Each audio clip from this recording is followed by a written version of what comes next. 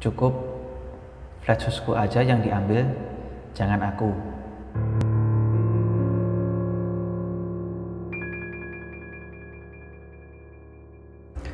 Halo guys, selamat datang kembali di channel ini. Dan kali ini kembali lagi di malam Jumat ini menemani kalian yang suka-suka dengan cerita horor.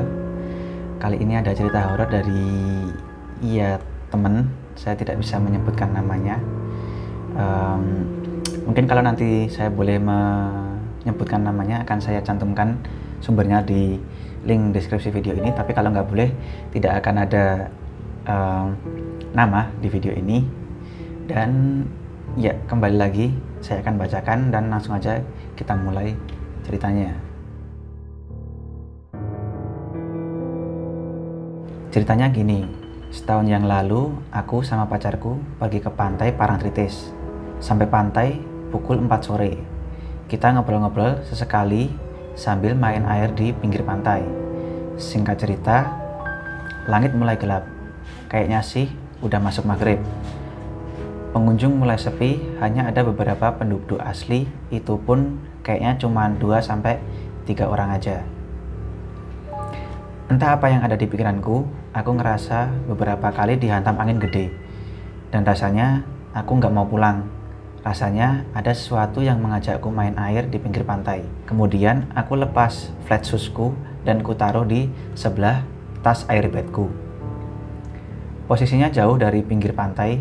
Kemudian aku jalan ke pantai sambil menikmati ombak-ombak kecil di kakiku.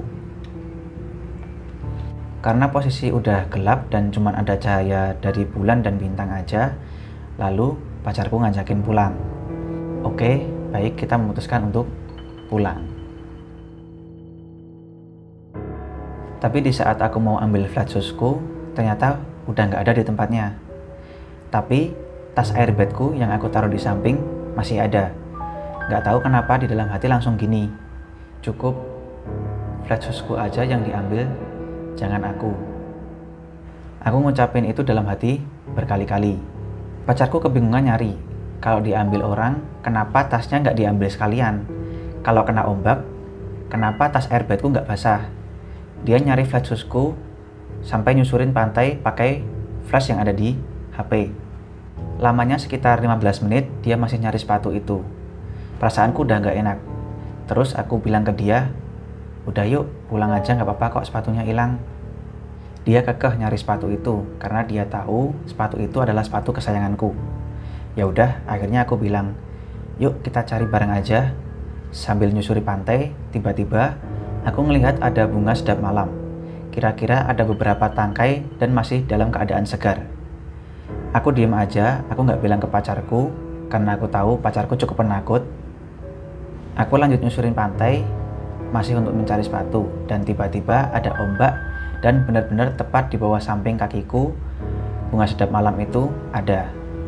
Seketika pacarku bilang, bunganya bagus. Dan bunga itu mau diambil sama pacarku. Aku langsung tarik dia, sambil dalam hati aku bilang, cukup sepatuku, jangan aku atau pacarku. Akhirnya kita memutuskan untuk pulang, dan sampai di rumah aku bilang ke pacarku, jangan cerita masalah ini ke siapapun.